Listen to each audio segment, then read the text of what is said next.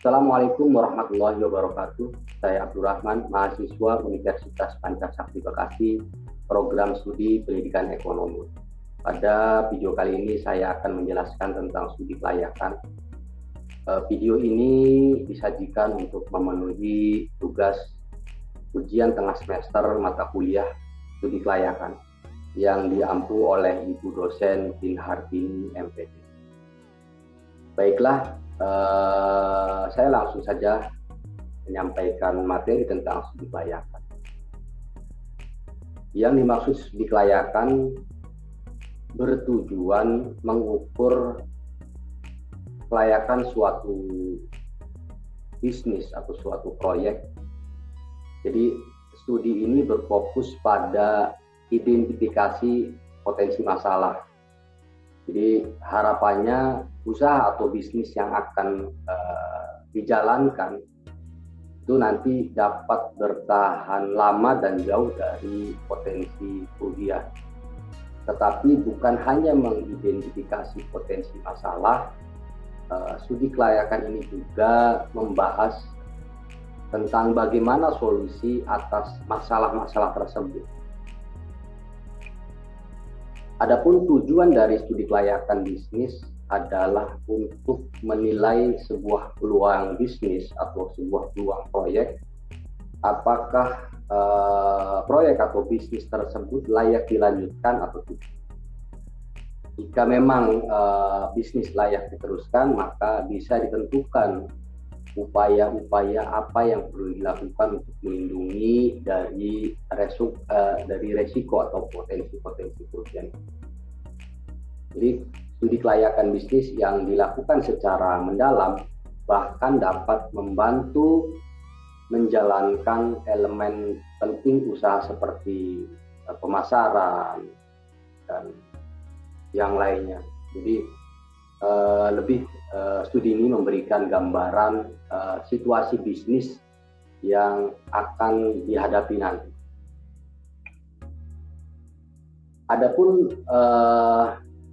aspek-aspek yang dijadikan pendekatan itu ada beberapa hal. Yang pertama adalah aspek manajemen. Jadi salah satu aspek studi kelayakan bisnis ini adalah manajemen itu sendiri. Aspek satu ini berhubungan dengan operasional bisnis, mulai dari tahap pembangunan hingga pengembangannya. Jadi bisa dibilang inilah aspek yang cakupannya memang cukup luas ya tentang manajemen ini. Yang kedua ada aspek keuangan. Jadi setiap bisnis pasti butuh modal dan butuh uang untuk berjalan. Maka aspek keuangan merupakan salah satu indikator yang bisa digunakan untuk menilai kelayakan sebuah bisnis. Yang berikutnya adalah aspek hukum. Tentu aspek ini membahas tentang syarat-syarat hukum yang harus dipenuhi oleh seorang pengusaha atau seorang yang ingin menjalankan sebuah bisnisnya. Yang keempat ada aspek pasar dan pemasaran. Jadi ini membahas tentang target pasar dan cara pemasarannya, tentu merupakan elemen penting dalam satu bisnis. Dan yang kelima adalah aspek ekonomi dan budaya. Selain itu, studi kelayakan dilakukan tuh secara bertahap. Jadi berikut ada beberapa tahapan. Yang pertama adalah penemuan ide untuk mengembangkan usaha. Tentu harus ada ide dulu. Kemudian ada analisa awal. Jadi melakukan analisa awal ini misalnya memperhatikan bagaimana nanti usaha tersebut bisa berjalan. Apakah bisa terus berjalan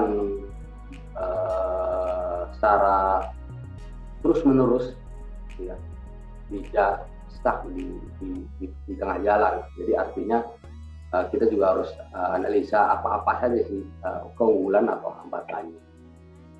Setelah itu ada tahap evaluasi. Jika memang sudah menemukan keunggulan atau hambatan, baru kita nanti akan muncul kapan kita bisa mulai dan kapan saatnya kita memberikan solusi-solusi pada saat kita sudah menghadapi sebuah hambatan-hambatan.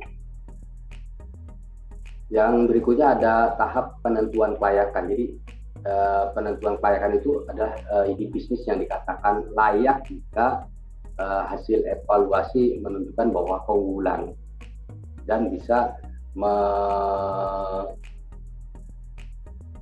menghadapi atau melampaui hambatan-hambatan itu sendiri. Jadi itu namanya penentuan kelayakan. Dan kelima adalah perencanaan pelaksanaan, dan yang terakhir adalah pelaksanaan. Jadi singkat saja, dalam studi kelayakan itu dapat disimpulkan bahwa studi kelayakan itu adalah cara mengetahui layak atau tidaknya sebuah ide untuk menjalankan sebuah bisnis atau usaha dalam hal apapun untuk diwujudkan menjadi sebuah usaha yang sungguh-sungguh dan tentu bisa berjalan dengan lancar sesuai dengan apa yang sudah kita review sebelumnya dalam studi kelayakan ini. Kurang lebihnya mohon maaf, terima kasih Ibu dosen atas kuliahnya selama tengah semester ini. Mudah-mudahan banyak hal yang bisa saya pelajari dan bisa saya implementasikan dalam bisnis maupun keseharian.